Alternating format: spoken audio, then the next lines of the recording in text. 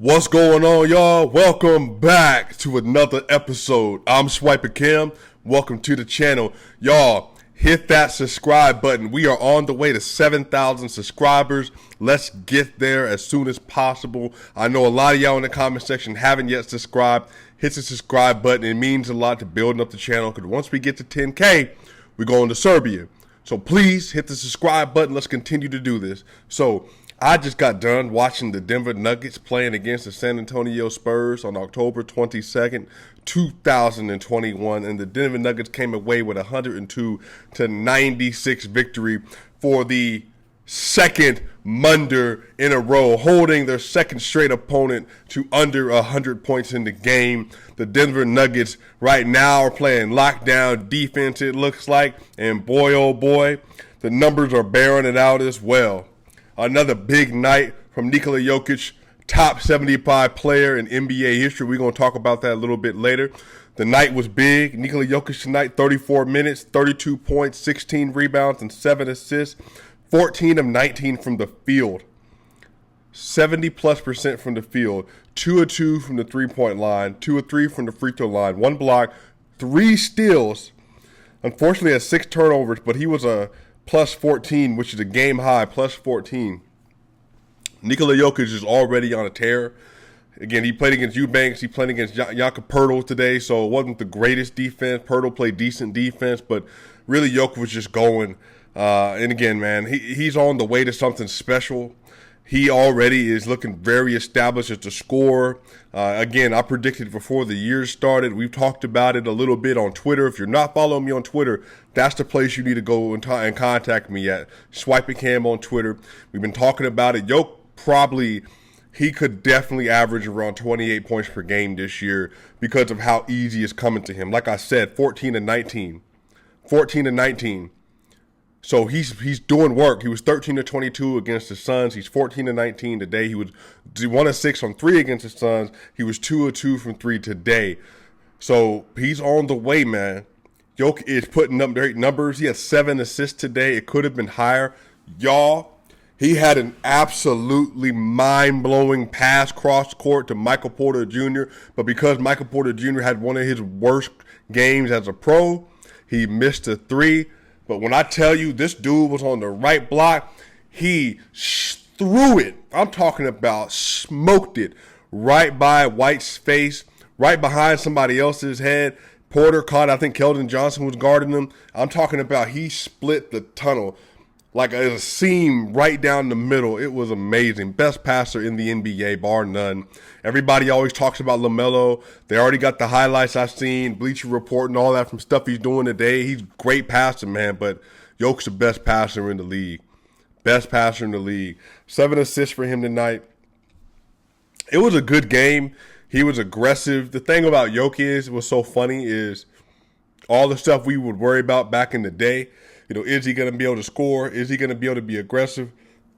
Jokic is so good now. Again, he's the MVP, so obviously he knows when exactly to pick his spots, when to get aggressive, when to take that next step, when he needs to score here and there. So Jokic, again, perfect. He actually played really good defense tonight. Once again, a block and 3 steals.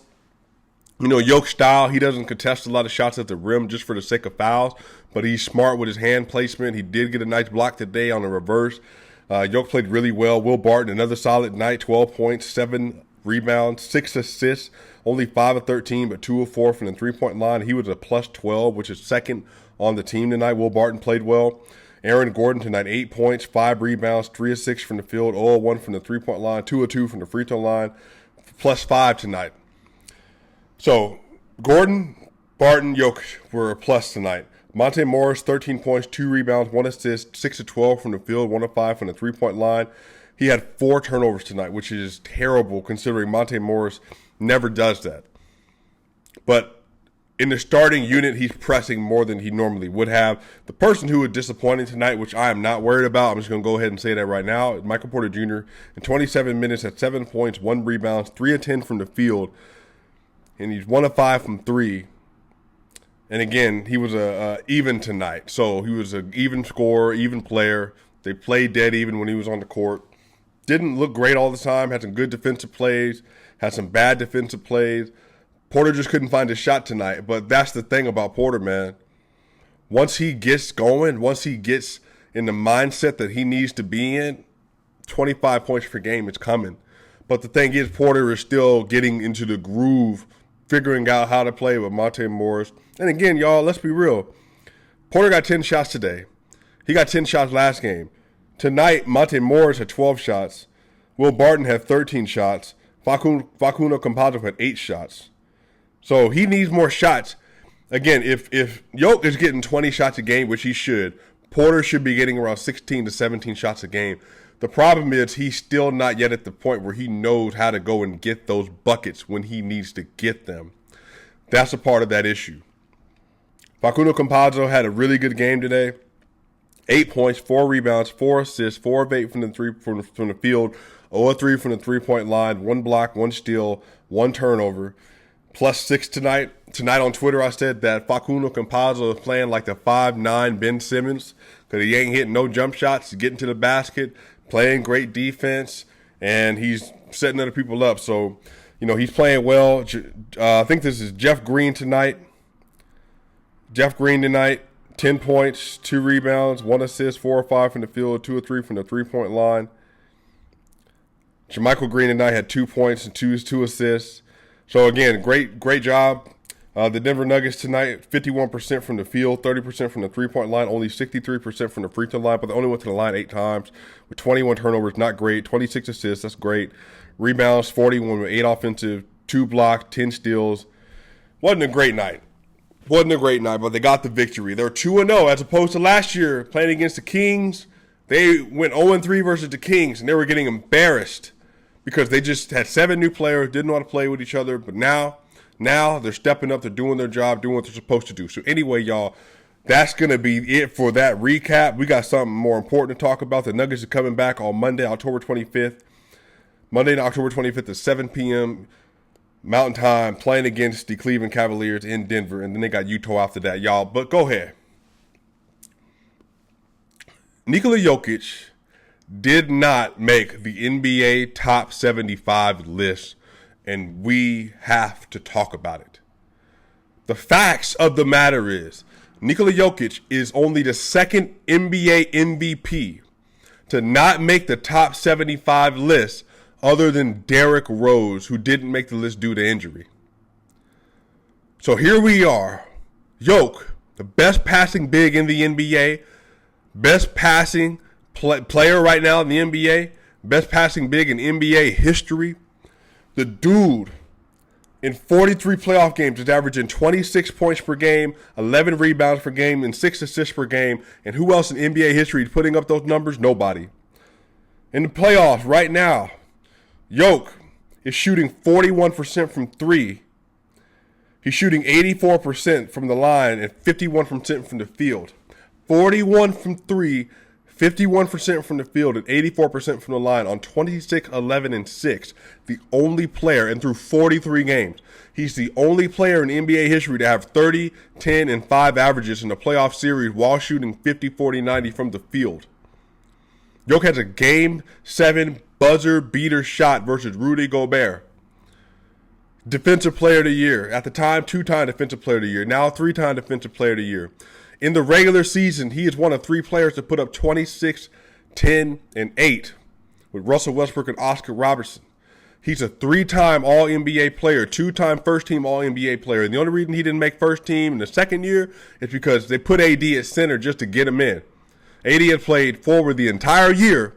They put him in at center just to get him in. Jokic is the best player in the NBA last year. He's going to be one of the best players in the NBA now. He's one of the 5 best players in the NBA currently. LeBron James, Nikola Jokic, Kevin Durant, Giannis Antetokounmpo, and Steph Curry. He's one of 2 MVPs not to make the NBA top 75. And the only reason is twofold. One, he's too young. He's 26. The youngest player to make it into the top 75 is Giannis Antetokounmpo. But that's because Giannis Antetokounmpo has NBA Finals MVP, 2 regular season MVPs, Defensive Player of the Year, 4-time All-Star, 4-time All-NBA, all defense teams. He got all those accolades. So, again, of course, makes sense. Get it. But the thing is with Jokic is 26, but he's also one of the most dominant bigs we've ever seen in the NBA. He's the first center since Shaquille O'Neal to win the MVP award since 2000. Jokic had an offensive rating of 120 last year when he was on the court, and off the court it was 103, which means the Denver Nuggets were a below average offensive team while he was off the court, and he was a historically great player. They were historically great offense when he was on the court. Jokic has a box plus minus in NBA history that's third in regular season and playoff history, meaning he is third all time of all the players that exist in NBA history behind Michael Jordan, LeBron James, and Nikola Jokic in box plus minus in the regular season. LeBron James, Michael Jordan, Nikola Jokic in box plus minus in the playoffs. Last year, he's one of the only players in the NBA history to have a PER of 31 or above. Jokic is literally an era-defining player. You will not be able to tell the story of NBA basketball from the 2018 season through the 2020s into the 2030s without talking about Nikola Jokic. Jokic already has a better resume than Allen Iverson, Bill Walton, already more All-NBA appearances than Bill Walton ever had. He just didn't have the ring. But consider the era they played in. He has a better resume than Carmelo Anthony, who made it. Even though Carmelo, again, top 10 all time in scoring. And y'all know how I feel about Melo. Melo, that dog. Melo, that guy. Deserves to be on it. Better resume than Reggie Miller. Better resume than Ray Allen. None of them was MVPs. Reggie Miller was All-NBA third team. 3 times. Jokic, All-NBA 3 times, 2 first team, 1 second team, on the way to being All-NBA first team again this year for the 3rd time. Jokic is contending for another MVP trophy this year. Jokic is one of the only players to put 50 points and 10 plus assists up in a game ever. There's so many things about Jokic that I can say and rattle off, but I think it is interesting nonetheless that Jokic at 26 years old is considered too young, even though he's an MVP, even though he's one of the most accomplished players for his age ever. No, he doesn't have a ring yet, but it's on the way, I believe. But again, what's the criteria? If the criteria is individual greatness, individual scoring, individual assists, individual numbers, individual awards, well, then he qualifies. Vince Carter ain't got no ring. They didn't get a chance to make it. Melo ain't got no ring. Melo went to the Western Conference 1 time. There's so many players in there, man. There's so many players that are inside of this list. Paul Pierce, as much as I like Paul Pierce, he wasn't Jokic. Not at all. He has a ring.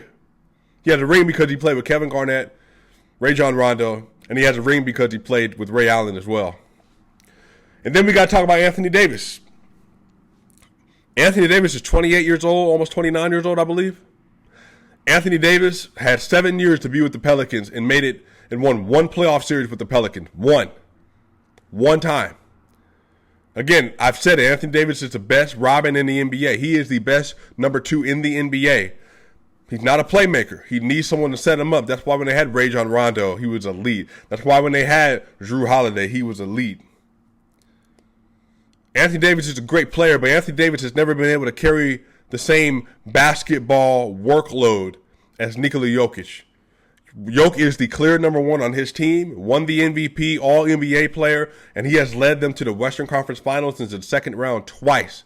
And again, the thing with Jokic is Jokic has had an ascension similar to Kawhi Leonard. Y'all got to remember, Kawhi Leonard, when he first came into the league, I want to say like 2011, he wasn't really doing a whole bunch. Learning how to play the game. Pop brought him along slowly, but eventually, about 2016, 2017 season came around, he was ready to work, ready to go. Started scoring over 20 points per game. Started being an elite offensive player as well as being a two-way monster. And then he gets traded to Toronto, lands in a perfect situation. The Warriors get hurt, and he wins him an NBA championship. Another one.